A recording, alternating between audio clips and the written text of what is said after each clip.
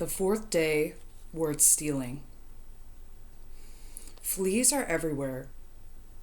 Walking toward Mother Lisbeth and Papa Joseph's house, I wade through scummy puddles of them.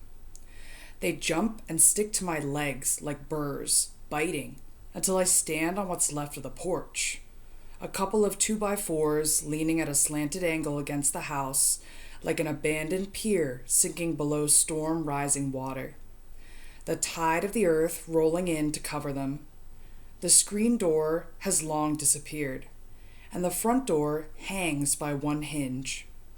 I have to push the wood, which flakes away to dust in my hands, and squeeze sideways through cobwebs tangled with leaves to get into the house. The house is a drying animal skeleton. Everything inside that was evidence of living, salvaged over the years. Papa Joseph helped Daddy build our house before he died. But once he and Mother Lisbeth were gone, we took couch by chair, by picture, by dish, until there was nothing left. Mama tried to keep the house up, but needing a bed for me and Skeet to sleep in, or needing a pot when hers turned black, was more important than keeping the house a shrine, crotcheted blankets across sofas as Mother Lisbeth left them. That's what Daddy said. So now we pick at the house like mostly eaten leftovers. And Papa Joseph is no more than overalls and gray shirts and snuff and eyes turned blue with age. I remember more of Mother Lisbeth alive. I'd sit on her lap and play with her hair, gray and straight and strong as wire. I would help her take her medicines, 2 handfuls of pills she had to take every day, by handing them to her one by one. She would feed me sweet figs, still warm as the day, we picked from a tree behind the house. She'd laugh at me, said I ate figs careful as a bird. Her smile was black and toothless. And sometimes she was sharp, didn't want to be hugged, wanted to sit in her chair on the porch and not be bothered. When she died, Mama told me that she had gone away. And then I wondered where she went, because everyone else was crying. I clung like a monkey to Mama, my legs and arms wrapped around her softness, and I cried, love running through me like a hard, blinding summer rain. And then Mama died, and there was no one left for me to hold on to. I bend and slap away all the fleas. In the kitchen, Skeetah is panting and pulling in the corner, his whole body straining. Where yesterday he had a short fro, today his head is shaved clean, and is a shade lighter than the rest of him. His scalp looks like fresh turned dirt. Junior told me you was in here. What you doing? Trying to get this linoleum. For what? Skeetah was trying to peel it from the corner. A big piece flapped over in front of him like a dog ear. It's in the dirt, he pulled. I expected he would grunt, but no sound came out. His muscles jumped like popped gum. The parvo. It's in the dirt in the shed. So what's Mother Elizabeth's floor gonna do? It's going to cover the dirt. He pulled. A loud pop sounded and the tile gave. He threw it back and it landed in a pile with 4 or 5 others. You giving China a floor? Daddy had started on our house once he and Mama got married. Hearing the stories about him and Papa Joseph when I was growing up, I always thought it was something a man did for a woman when they married. Build her something to live in. No, Esch. Skeetah slices at the underside of the next tile with one of Daddy's rusty box cutters. I'm saving them puppies. China's strong and old enough to where the parvo won't kill her, he yanked. Their money. Why'd you cut your hair? I got tired of it. Skeetah shrugs, pulls. What you doing today? Nothing. You want to go somewhere with me? Where? Through the woods. Skeetah gives another yank, and the next tile comes loose. He throws it wide. You gotta run. I've always been a fast runner. When the boys and I used to race when we were smaller, I was always in the top 3. I beat Randall a few times and almost beat Skeet once or twice. I need your help. Okay. He needs me. Before China had these puppies, I'd go days without seeing him. Days before, I'd be walking through the woods looking for eggs or trying to see if I could find Randall and Manny, or walking to the pit to swim, and I'd stumble on Skeetah, training China to attack and bite and lock on with an old bike tire or a rope. They'd play tug of war, send up clouds of dust, and leave dry rivers in the pine needles. Or China'd nap while Skeetah ate razor blades, sliding them between the pink sleeve of his cheek and tongue, and back out of his lips so fast I thought I was imagining it. I asked him why he ate them once, and he grinned and said, "Why should China be the only one with teeth?"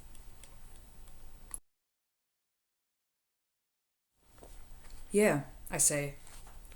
The sound of Daddy's tractor growls in the distance, comes closer. Skeetah picks up the tiles and begins pitching them through a window at the back of the house, where he knows that Daddy won't come because the back door has been grown over with wisteria and kudzu for years. The front door is the only way in. He pitches the last tile in the box cutter just as Daddy is shoving his way inside. The sound of the wood like a gunshot ricocheting through the room, so that I think he's broken the hinge. But the door stays upright. The cobwebs leave a gray trail, and there's a leaf stuck in his hair. His t-shirt is dark at the pits and neck, and down the middle of his back. His boots hit so hard on the floor that he sounds like he's going to go through the rotted wood. He's not that much bigger than us. Is this what Medea saw when she decided to follow Jason, to flee her father with her brother? Did she see through her father's rich robes to the small-shouldered man beneath? Even though he doesn't work much anymore, picks up odd jobs working on oyster boats or towing scrap metal, he's worn the same work clothes every day for as long as I can remember. Steel-toe work boots, pants, 2 t-shirts, 2 pairs of socks. Mama laid his outfit in clean layers for him on the chair sitting in the corner of their room every night. And Daddy would come up behind her when she was bending over the chair, put his arms around her waist, whisper in her neck. He'd tell us to go watch TV, to go to our rooms, to get out the door. Now Daddy looks up, surprised. "What y'all doing in here?" "Nothing," Skeetah says, quick and loud, and he begins walking toward Daddy and the door. "Hold up," Daddy says. "I need y'all help. I gotta see after China." "Not yet," Daddy says. He grabs Skeet's arm as he tries to pass him. "She'll hold." Skeetah walks into the step he was taking and pulls away from Daddy with his stride. Skeet seems surprised at the way Daddy's fingers slip from his arm. And Daddy looks at me, just for a minute, like he's confused. Skeetah stops and turns, and Daddy points up to the attic. "Got a new storm in the Gulf, named Jose. Supposed to be hitting Mexico." Skeetah's eyes open like he wants to roll them, but he doesn't. "You see them pieces of plywood up there? Them 2 that don't look too rotten?" Skeetah nods. I'm surprised that Daddy doesn't have that sweet bread scent of morning beer on him. "Yeah? I need you to take this hammer and pry them up off the wall and throw them down. Me and Esch will carry them outside and put them on the tractor." The ceiling in the living room fell in years ago, so now it's easy to see through it to the attic above, where the beams of the roof are showing in snatches. Skeetah tries to jump and hoist himself up, but even though he can jump that high, he can't grab the beam because the plaster that sticks to it like barnacles makes it difficult for him to grab it. "Esch, let your brother climb up on you." Skeetah looks at him like he's crazy, but he doesn't say anything. "I can do it." Daddy could be a ladder for Skeetah if he wanted to, hoist him up with his hands, tough as rope, but he won't. We all know it. "Come on, Skeet." I lunge like I see the cheerleaders do at school when they climb all over each other to make their pyramids. A human jungle gym, my front knee bent, my back leg straight, as solid and steady as I can make them. Daddy's got his arms folded, looking up into the attic. "Nah, Esch. I can jump." "No, you can't," Daddy says. "Go on." Skeet puts one hand on my shoulder. I'm surprised by how hard his skin is. His calluses are like pebbles embedded in the soft, sandy skin of his hand, where Daddy's whole hands are like gravel. When Skeetah isn't smiling, the corners of his lips turn down. Now that he's mad, his chin looks hard and his mouth is a straight line. I'm going to step and grab, okay? Quick as I can. I nod. Skeetah looks at me for a moment more and says it again. Quick as I can. When Skeetah steps, his sneaker bears down on my thigh and the rubber grooves feel like cleats. It hurts. I can't help but let a little sound come out of my throat, but then I close it off so that I can't even breathe. He stands and grabs a ceiling beam behind the plaster. My leg is shaking. Right there, Daddy says. When Skeetah pushes off my leg and pulls with his arms, it feels like his foot is grinding into my skin. Another noise surprises its way out of my throat, and I breathe hard, ashamed. When we were little and we would fall and skin a knee and cry, Daddy would roll his eyes, tell us to stop, stop. I straighten up and rub my leg. All right, Daddy says. Daddy throws up the hammer and Skeetah moves over to the side of the attic where I can't see and starts wrenching. I huddle over my leg, rubbing at the marks Skeetah's left in my skin. The first board comes away fast. I look up to see Skeetah flinging it through the hole in the ceiling, and it lands too near Daddy's feet. I jump out of the way. Watch out, boy.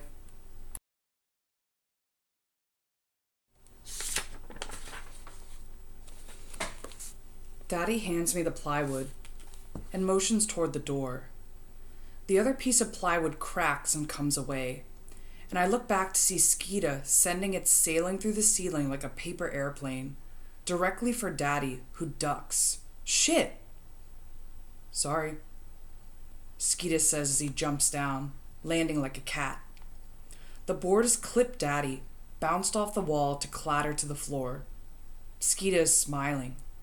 God damn it, boy. Said I was sorry. Skeetah's not smiling anymore. But when I push my board through the door, I smile into my shirt, because he has that same look on his face as he did the day he mastered the razor eating. And I know it's for me. Into the woods to the east of us. About a mile through pine and oak so big and old their arms have grown to rest in the dirt, there is a pasture full of grazing cows. A wooden and barbed wire fence rims the pasture. In the middle sits a big brown barn, and next to it a small white house with a high sloped tin roof and small windows. White people live there. Skeetah found the place one day by accident while we were playing an all-day game of chase in the woods, running in circles, hiding and seeking for hours in teams. He stumbled into a clearing where the pines had been cut brutally away so that stumps dotted the field beyond the fence like chairs that no one would ever sit on. Egrets picked their way through the grass, attentive and showy as fussy girlfriends at the cows' sides. When I came crashing out of the woods, I forgot to touch Skeetah. Startled at the way the sky opened up at the field, the way the land looked wrong. There was too much blue. A pickup truck slid soundlessly out of a shadow and a gap in the woods, which I figured must have been their driveway and a cow load. An older white man and woman got out of the truck when it parked, waving away the cloud of dust they'd kicked up. Off in the distance, we heard a dog bark. "Come on, Skeet," I said. He stood a moment longer, squinting at the house, his head to one side. "I'ma leave you," I said, and I turned to trot off back into the soft underside of the woods, the green reach of the trees. It wasn't until I was deep in the gloom of the forest that I heard him running so quickly to catch up with me that I looked back scared, thinking the white people who lived in that house on the edge of the black heart of Bois Sauvage had come after us, but saw only Skeet jogging, his face so calm. He wasn't even breathing hard. This is where Skeetah says we are going when he comes into my room, changed out of the jeans he was wearing in Mother Lisbeth's house into a t-shirt the color of pine needles and dark brown dickies that have holes in both of the knees. He doesn't have any socks on under his tennis shoes. You gotta change, he says. Wear something green or brown or black. Don't wear nothing white or tan. Why not? You gotta blend in. Skeetah leaves to wait in the hallway, and I dig through my drawers until I find a black t-shirt and a pair of black basketball shorts that Randall gave me because they were too small for him. They originally had the St. Catherine High School logo on them, which means he stole them, and that they were practice shorts. But they're so old that the dragonfly blue writing at the bottom that would have made them unacceptable to Skeetah has flaked off and left a faded gray shadow where it was. I pull my hair back into a ponytail, put on some black socks and my tennis shoes, smooth my big t-shirt over my puffy stomach. Skeetah knocks on the wall twice, and I know this is his way of telling me to hurry up. Let's go. We run out the door, scatter the chickens before us, and they whirl about like crepe myrtle petals blown loose by summer rain. Brown and rust red and white, the only sound the swish of their wings. China interrupts, barks. Away from the pit, the pine trees reach skyward. Their green needled tops stand perfectly still. Once in a while they shiver in the breeze that moves across their tops. They seem to nod to something that I cannot hear, and I wonder if it is the hum of Jose out in the Gulf, singing to himself. The breeze doesn't touch us down here. Down here, the air is thick and hot. The trees are so dense that there's only a little undergrowth, and the bushes fight for their bright spots on the hard-packed, shadowy earth. There are birds like yesterday, but these are small and brown, so small that they could fit in the middle of my hand or in the maw of China's mouth. They are following us. As we walk through the wood on an unseen trail, the tiny birds fly from tree to tree, chattering sharply with each other, keeping pace with us. In the dense air, the oaks stand apart from the piney clusters, solemn, immovable. Spanish moss hangs from their arms, gray as an old king's beard. Skeetah grabs my hand, and I almost jump away from him, surprised at the feel of it around mine. His fingers hard, the small calluses on his palm from China's leash now dry and scratchy as old bread. He pulls and we run through a corridor of pines, oaks, birch, birds. I can't help it. I lean back against his pull, and I laugh. We fall into a pace. My face feels tight and hot, and the air coming into my nose feels like water. I am swimming through the air. My body does what it was made to do. It moves. Skeetah cannot leave me. I am his equal. Skeetah sprints a little faster, and when the slack in my arm is still there because I am still at his side, he looks back at me quickly and smiles widely. There, silver. He has a razor in his cheek. Is this how Medea ran with her brother, hand in hand, away from their father's hold to join the Argonauts? Did every step feel like the running leap a bird takes before flight? When we come to the edge of the clearing, he lets my hand go. I sink to my knees, lean forward, and bury my face in the pine straw, breathing in the baked sap of the fallen leaves, feeling the sweat dripping off of me everywhere. I need to pee. There's a wet weight that makes me think of the baby. I find a bush. When I come back, Skeetah is flipping the razor over his scarred knuckles, his shirt in his hand. He wipes his pale head, drying stinging sweat. I don't want to bare my stomach, so I don't wipe my face with the hem of my heavy shirt. Beyond the barbed wire and the lolling cows, the barn and house sit small in the distance. The house must have been added on to over the years because it is uneven. On one end of the house, there is a lean-to shed, and with the roof of the sloping front porch, it looks like a ship manned by rowers on each side. We are here. You gotta keep watch. Where are you going? I'm gonna see if I can get into the barn. See that little window on the side? The one right above that trailer? Yeah. I bet you they don't even lock them.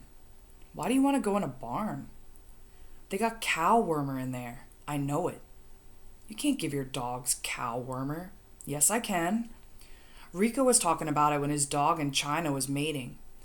Say that's the best kind of wormer to give a dog. Makes them a little sick, but it knock all of them worms out. Everybody does it.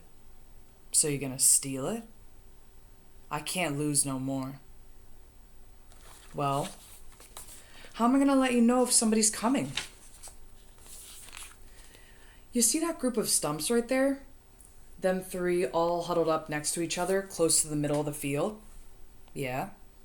You're gonna lay there, and if the white people come, you're gonna whistle. And then you're going to keep low and start running to the woods. What if they get you?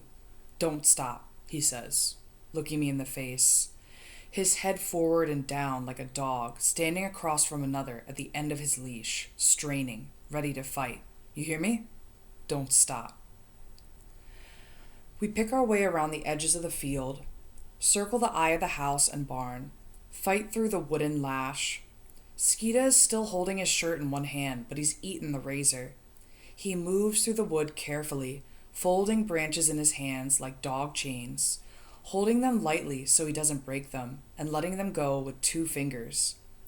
He holds them for me, but even then, he still catches me with several of them, and the branches feel like popped rubber bands when they hit me on my arms or in my forehead. I make a noise. Sorry, he says, glancing back. I shrug, even though he can't see it, as he peers toward the house. We are working our way toward the house side of the pasture, Skeetah looking for cars, for movement. In the shadow of the house away from the barn, a puppy lolls, a mutt. Skeetah pauses, drops to his knees. He puts on his t-shirt and wets one fingertip, holds it up to the air. His head is to the side with one ear up, as if he is listening to the trees, the insects droning in waves. I shrug at him again, this time with my hands up. What are you doing? I whisper, seeing if we upwind or downwind. Okay, crocodile hunter. I expect him to laugh, but he doesn't even grin. He wets 2 more fingers, holds them up. You know he's dead, right? Shut up, Esch. Skeetah's quiet, wipes his hands off on his pants. That must have been the dog we heard that first time. He licks his finger and holds it up again, but soon drops it. I can't tell. We are standing in the middle of a patch of blackberry vines. Their barbed wire twine catches on my ankles, fingers a shin, draws blood in short, deep lines like a child's scratch. I knee the air, trying to pull away, only to get caught up in more on my calf around my toe. Hold still, Skeetah grabs them, as he grabs the branches and pulls. They can smell blood, you know. Not from this far, Skeet. Fine, don't believe me. The vines peel away. Skeetah wets his fingers again, but this time he wipes away the droplets of blood that have gathered on my legs like summer gnats. He wipes them away in dabs, licks his fingers again, wipes. He has the same patient look Mama had on her face when she used to find us crusty in public, smears of Kool-Aid along our mouths, crumbs on our cheeks. She cleaned us like kittens.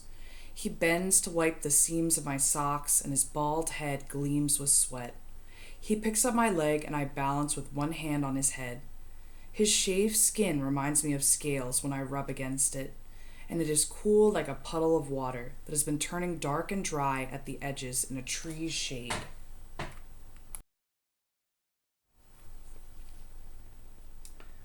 We worm our way through the woods as we watch the house for movement. We slide on our stomachs under bushes so tangled and overgrown that we cannot crouch or crawl through them. We slither like snakes. grab dirt and pine straw with our elbows, and pull.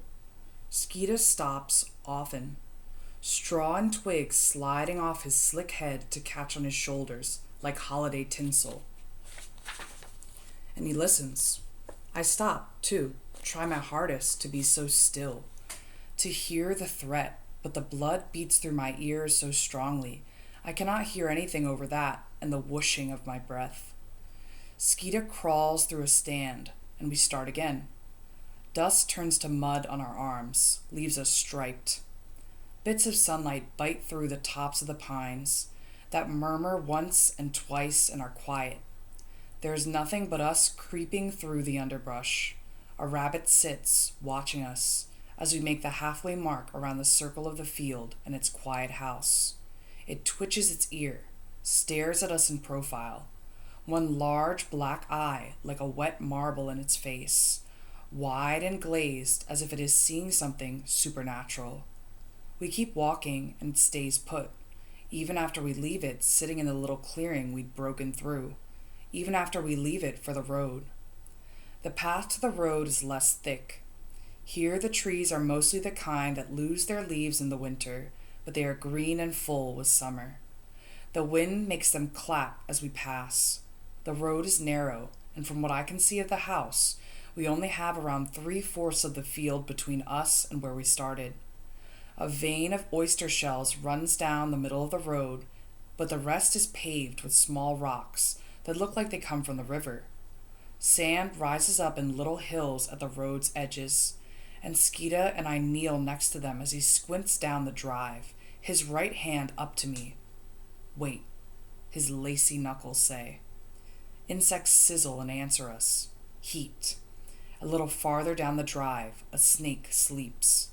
Skeetah waves me forward, and we run across the road, our feet over the stones are light as skipped rocks. The drive is endless, winks out in the distance where the trees on either side meet in the middle. For a year, we were very unlucky, and St. Catherine's schools changed our bus route so that we were picked up at 6:30 a.m., and for the next hour, we rode up and out of the black bois that we knew and into the white bois that we didn't, that spread out and up country past churches and one-room stores selling cigarettes and hot fries, chips and cold drinks and glass bottles and penny candy, the kind of stores that have one gas tank out front with the writing scratched off. Randall would sleep with his head on the glass. Skeetah would do homework, and I would study all the other houses and other lonely fields, the trailers, the long low brick homes, small wood shacks that looked slapped together, that couldn't be bigger than 2 rooms. And all the kids we picked up were white, broad-shouldered, thick boys with wiry hair on their lips, and little girls with red cheeks and eyes watery blue, their faces scrubbed rough. I wonder if they have their own Skeetahs and Esches crawling around the edges of their fields, like ants under the floorboards, marching in line toward sugar left open in the cabinet. The house is plain from all angles. Its white is faded to tan by the sun, and all the windows are shut with white curtains drawn over them. It's a blind house with closed eyes. There's a raised concrete porch running across the front of the house, and some rocking chairs painted bright blue, the kind of bright blue I've seen on the lizards that live in the seams of our walls, that crouch still on the front porch. The barn is unpainted and tall, and the doors are shut. The wood is old and dark, like the kind of wood Papa Joseph used to build Mother Lisbeth's house. It looks similar, as if all the walls are so old they're about to peel away from each other at the edges. Shh, Skeetah breathes, and I don't know if he's telling me to be quiet or calling my name. But he is standing still, so I stop behind him. He points. There, in the cove of trees where we first viewed the house and barn, in the cove of trees that leads to the pit, someone is there. Skeetah moves with his back curved, his fingers touching the ground as we scoot forward from shadow to shadow. We hug the trees. It's not until we're laying on our sides, peeping over a red dirt hill, and I see things I think I know, like the rubber band swing of an arm, a careful sway and settle of limbs. Randall and Big Henry, and then a piping, Junior. Who house is that? Some white people's, Junior, Randall answers. You sure you saw them heading this way? Big Henry asks. Soon as me and Junior jumped the ditch to the yard, we saw them running off back in here, fast. How you know they came here? I don't, Randall breathed. But this all they got back here, and they ain't got enough people for chase. If we find them, I bet they're gonna want to play. I want to go see the cows, Junior says, jumping up again and again, trying to bounce level with Randall's face. He gets as far as his chest. Please? No, Randall says. You can see them from here. I push up from the hill, ready to walk over. Skeetah grabs my arm, stops me mid-rise, and it hurts almost, the way he pulls at the shoulder. He is shaking his head, and I cannot understand what is in his face. He points to the ground, tries to pull me down next to him, so I won't let them know where we are, what we're about to do. They can help, I whisper. More eyes. He still has my wrist, pulling it tight to him like a rope to his side, as if he can make me heal. I snatch my hand from him, and it slides through his grip like a wet fish. Yes, I say, and I start walking. He doesn't have any choice but to follow, so I don't even look back. There is a rustling and a wet crunch of pine needles, and I know that he's following. Randall, who is all edges and honed sharp to see what others can't, hear what others can't. To see what others can't, hear what others can't, is the first to hear us. I thought I saw y'all coming back here. Yeah, I say. Why y'all was running so fast? Randall asks. Big Henry is resting on a tree, bent over so that he is sitting on air, the trunk, his chair back. I don't know, I say. Behind me, Skeetah speaks. You need to take Junior home. What's wrong with him being out here? I gotta get something. Skeetah folds his arms. From where? Randall asks. And then he looks at Skeetah, and his head nods and his mouth opens so that he looks like a gulping fish. Oh, he says. And he's quiet. What? Big Henry asks. Skeetah breathes hard, once, and then pulls his arms tighter across his chest. For the dogs, I say, because Skeetah will not speak. No, Randall says. Skeetah just looks at him, his muscles ropes in his crossed arms. You don't know what them white people got up in that house. They could have a gun, Big Henry says. We ain't going in the house, I say. We going in the barn. We ain't going in no barn. Skeetah speaks up, his lips tight. I'm going in the barn, and you keepin' watch, like I said. Neither of y'all going nowhere. Randall spreads his fingers, long and skinny, shakes his head, snatches at Junior's arm, who's watching beside him. Y'all coming home with me. Aw, shit, Big Henry breathes. We ain't going nowhere. Skeetah unlashes his arms, and they come whipping out from his sides, and his voice is loud. And he's like those little firecrackers we get on the 4th of July that throw out sparks from all sides and jump in bright acid leaps across the hard dirt yard.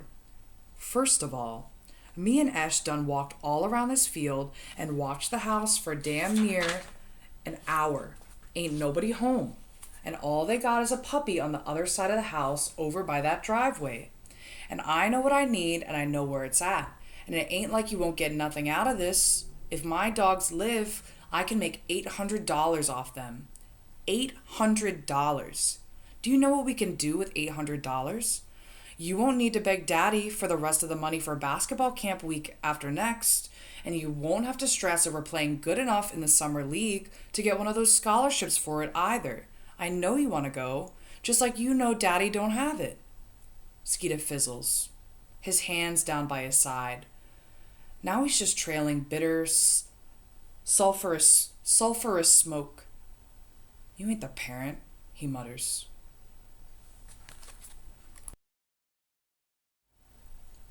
This is stupid, Big Henry says. I'm the fastest, Junior says as he yanks on Randall's arm. Shut up, Junior, I say.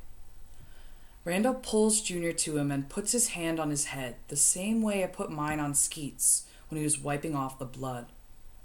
Junior quiets, turns to face us, and Randall's arm is around his neck like a scarf. Junior's still smiling. He still thinks he's about to run with us. You ain't running nowhere, Junior. Junior's face pulls. Randall's arms cradle him by the chest. Randall looks down at Junior's head, wipes away moss caught in his hair. You do that for me?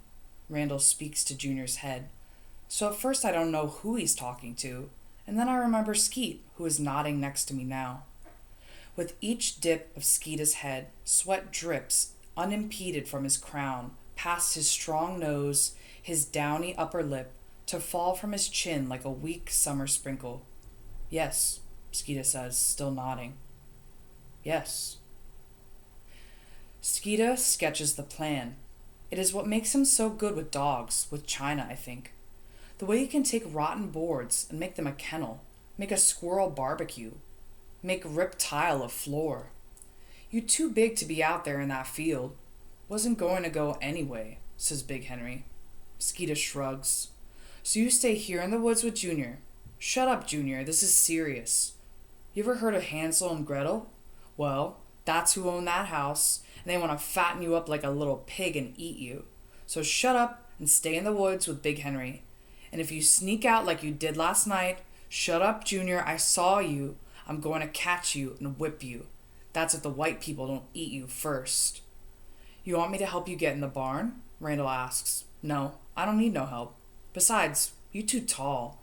You're going to be at the edge of the field, right by the fence, and keep watch on the whole field. You see anything, you whistle. What about Esch? Randall says. Esch going to be in the middle of the field, laying down by them stumps right there. She got a better shot of the driveway than you, 'cause she going to be closer. If she sees something, she going to whistle. And loud, Esch. No baby whistles. I knew how to whistle with my fingers in my mouth before you did, Skeet, I say. I know, he says. He glances at me when he says it, and he and I both know that he's telling the truth. Well, all right. Is everybody ready? He says it like a statement rather than a question. Is everybody ready? He says it like that, like a statement rather than a question. Skeetah is not giving us any room to not be ready. All right then. Once you see me come out that window, I want everybody to start running. Don't look back. Run. There's a line through us all, stringing from one to another across the field. Skeetah with his knees bent, his back a black ball, running toward the barn window. Me on a low rise, grass tufted up unevenly around me in bunches, lying like a snake in wait behind the tree stumps. Randall hidden in the woods behind me, crouching behind a large, low bush with leaves the size of fingernails. With leaves the size of my fingernails, and Big Henry and Junior even farther back behind Randall. When I left them, Big Henry was bouncing back and forth on his feet, and Junior was squatting on the ground away from him, his feet splayed out in a Y, digging with a stick to raise the pine needles into peaked roofs. The cows rip bunches of grass away, feed steadily, chewing and swallowing and yanking. The egrets flap, walk in small couples. One leaves its mate to wander over to me, pecking between each step so that his beak is another leg. It walks him closer. I hiss at it so it stops. It is whiter than the other egrets. Its feathers are soft, downy, as if it is younger, recently born. A fluffy, warm body beats under the down. I hiss again, and it is a flailing pillow, beating away. The cows ignore Skeetah as he runs by, unless he brushes too close to their salad plate, and then they skitter away a few feet to settle. Skeetah crawls under the other edge of the fence and sprints to the window he showed me, a leaping shadow. His hand moves to his face and away again, and I know that he must be taking out the razor. He jumps and pulls himself up onto the window's ledge, balancing with his feet braced against the wall, and he begins to fiddle with the window. My underarms feel flushed and swampy. What is he doing? I talk myself into hurrying him. Now, Skeet, do it. He wrenches it, but the window will not open. He slides down the wall and puts his hand to his face again. Grabbing the hem of his shirt, he yanks it over his head, wraps it around his arm, and jumps back up on the ledge. With one arm holding him up, he elbows the window with the t-shirt. It breaks. He elbows it again, and it shatters. Skeetah is all forearms and knees, truncated thighs, and twisting shoulders. And then he is black as the shadowy interior of the barn. And then he is gone. Thank God, I whisper to the egret, who will not leave me, and pecks in a suspicious circle near my foot. What I can see of the road is empty. The trees are moving so it seems like they are a green, shimmering curtain in the distance. The road fading to a dark green velvet line in the middle. I stare at it, try hard to see something, run my tongue over my lips again and again, twist it into a wave to ready it. My arm feels like it is going dead, so I roll to the side, glance at the road. Is that blue? A flash of metal like a dying star? But there's nothing. I hiss at the bird again, wonder why Manny didn't come by, wonder when he will come again, if he'll want more from me next time, if I can get him to look at me in the eye again, to not walk away from me. The pain is sudden, sharp. It shoots through my hips and I squeeze my legs together and wonder why my bladder feels like a soaked sponge. I can't help it. I have to pee. Again. Shit, Skeet. I say to the side of the barn. The empty, shimmering road. I will hold it. It shoots again, and I rock my hips side to side in the grass, squeezing my legs. Sometimes when I move like this, squeeze like this, it helps. The pressure eases.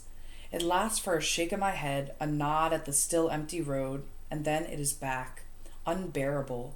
A tadpole grown to the confines of its egg. Pressure. I can hold it. I can't. I stand up, look back toward where I know Randall is crouching in the green. Maybe I can pull my panties and shorts to the side and pee that way. I pull the elastic at the crotch, but they are too tight. I cannot face the road and pee. It is impossible. Randall and Big Henry and farther back, Junior, will see me. I can deal with them seeing a flash of shoulder, of leg, even a nipple, but I cannot bear myself in this field, my butt facing them. And pee.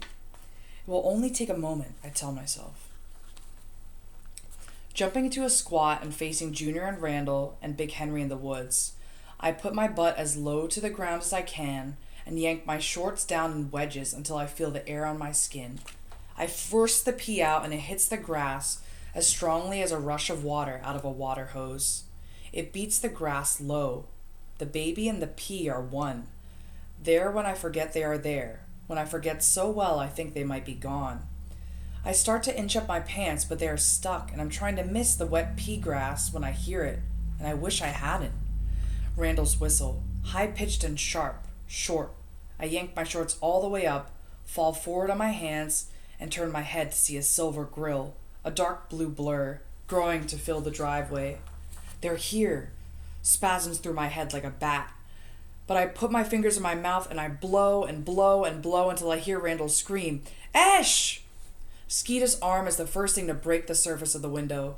The truck is pulling up the driveway and rounding the side of the house, and I'm crawling backward on my hands and knees, the cows nervously shuffling away from me, the birds waving them on, my egret familiar making squeaking sounds at my side as it abandons me. When the door to the truck opens and I rise up on my legs, still bending low, still backward, there's a dog in the bed of the truck, and it is leaping like a doe, barking to call attention to itself again and again and again. Its fur long and shaggy, the color of the cloud, dark sky above me, its dark head pointed toward me in the field, its nose intent on our line. The white man is the first to get out of the truck. He slams the door behind him, waves his hands at the dog as if he is casting out a fishing net for perch in the shallow tides on the beach at night. Someone has bound my feet with barbed wire. I cannot run. Skeetah's upper body is hanging out the window when the dog leaps from the truck, growling to a bark like a shovel dragged along asphalt, wearing away to stones. Skeetah falls face forward, lands on his forearms, and his head crumples to a roll and then rises. His feet kick backward behind him, and he is running as the man looks toward the other side of the barn that he cannot see, follows the dog who is bounding around the barn, the color of a storm wrapped in rain. Skeetah is running with one arm above his head, back and forth, as if he is beating the air with his palm. And I realize that he's telling me to run, and I turn to sprint while the man behind us is yelling, "Hey! Hey, what are y'all doing in my field? Hey!" And while he's too old, hair the color of his dog's, has arms that are too short and a belly, and his face is already red from trying to sprint, so that he has given up on running in the middle of the field. His dog is all fire, combustion and spring. Skeetah catches me, wheezes. Run.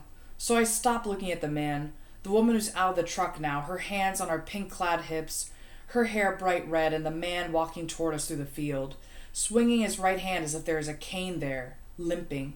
I run. The dog yelps excitedly, yards from us. "Hey!" the man yells to the dog. The last I see of him, he is turning, still gesturing with no cane toward the house. The wood opens and swallows us. Big Henry and Junior are gone, as well as Randall, who is all bound in grace ahead of us, his head low, his legs flying out back behind him like black ribbons. The dog's bark catches in the back of its throat, rips on its teeth on the way out. My heart is gushing, and my arms and legs are stinging. I feel the pea weight at my center. I would run it away. "Hey!" we hear the man yell again, his voice muffled in the blanket of the woods. Then rifle shots. "Twist!" he calls. "Twist!" The voice dwindles to nothing in the threads. My feet catch, hold, and kick the earth. Skeetah runs next to me in the funny way he's always had, his hands like blades. Every time the dog barks, it's as if his teeth are grazing my neck. My skin is tight with fear. "Come on," Skeet says, and he's moving in front of me, leaving me. I stretch my legs, reach with my heels to gain ground.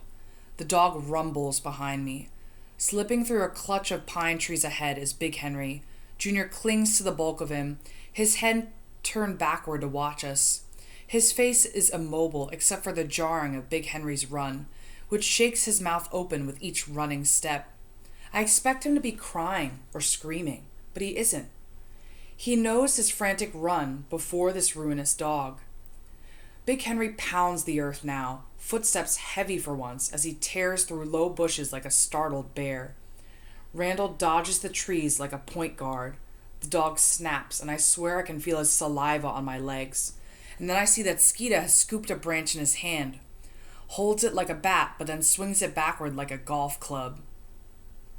"Faster than this." Skeet stutters all at once. I know I am. The secret in my stomach be damned. I stretch through my toes, my arches, my heels, my tendons, my calves, unlock the hinges of my knees, the fulcrum where my thighs meet my hips. This is that other thing that I can do. Run. "Halfway!" Skeetah yells as we pass a cathedral of oaks, leaving clouds in the dusty chapel at their middle. The dog yips with each bound, still there. I expected it to lose interest, to bound off, but it will not. Inexorable as hovering thunder. "Get!" Skeetah yells, and swings the branch again at the dog. I am even with him now, but still we cannot lose it. We come to a hill, barren of pines, but slick with needles at the bottom. Big Henry is picking himself up, one arm grabbing at the ground, and one hand in a white grip on Junior, who has not let go through the fall. "Go!" I yell. Randall is prying Junior from Big Henry, who is still soundless, and now we are a pack. Randall our lead, signaling us through the widest gaps through pines, over the smallest bushes, around the staunchest oaks. The saw palmetto cracks like whips at our shins. The dog's barks turned high-pitched. "Success," it says. The pit is below us, and we hug its edge, sprinting ever faster to the house, to a slam-back door, to a car's roof, to escape. The woods between the pit and our house and the shed pass with a sigh, and then we are in the backyard, and Skeetah flings away the branch. The dog skids to a stop. He barks loudly in pleasure, calls the florid man excitedly. Here! They are here! He says. China is the shushing sound. The finger laid against the lips in admonition. She is on him. A white blur against gray, snow on cloud, the biting cold, unforgiving. She is one great tooth. Twist's growl meets with hers, but already he is turning, rolling to a ball, screaming.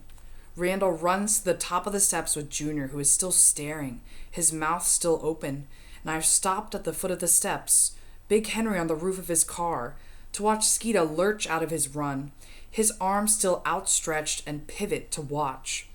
Twist screams again, and there is a frantic lick to it. China grips him and arches her back, digs in as her whole body jerks toward the other dog. It looks like she's giving birth again. Twist's scream turns to a squeal. She has him by the neck. Skeetah is smiling. Skeet! I yell. I slap him on the back. His muscle like dinner plates between the flat plane of his shoulder blades. He looks at me surprised. The smile startled from him. What? She's gonna kill him. He looks back to China, who is curved in two, a fang, and is jerking moans out of the other dog, who is in fits against her, bleeding. Stop it, I say. Skeetah puts his hands in his pockets. Fingers what I now see are shapes there, big as curled fists. The cowwormer. He's gonna hear her hollering. He's gonna follow it here, I say over the grunting and the squealing. Twist is rolling like a tornado. Stop! Skeetah barks and lunges toward China. China! He yells. Hold! And he grabs the thighs on her two back legs and pulls. She jerks her head once, viciously, and then lets go, flinging her head backward so that blood rises and glitters through the air before falling to droplets in the sand, a light shower of red. Twist jumps and runs, limping like his master, away to the pit and past, his panicked yelp like a siren, receding in the distance, off to some other emergency. Behind him, he leaves red rain.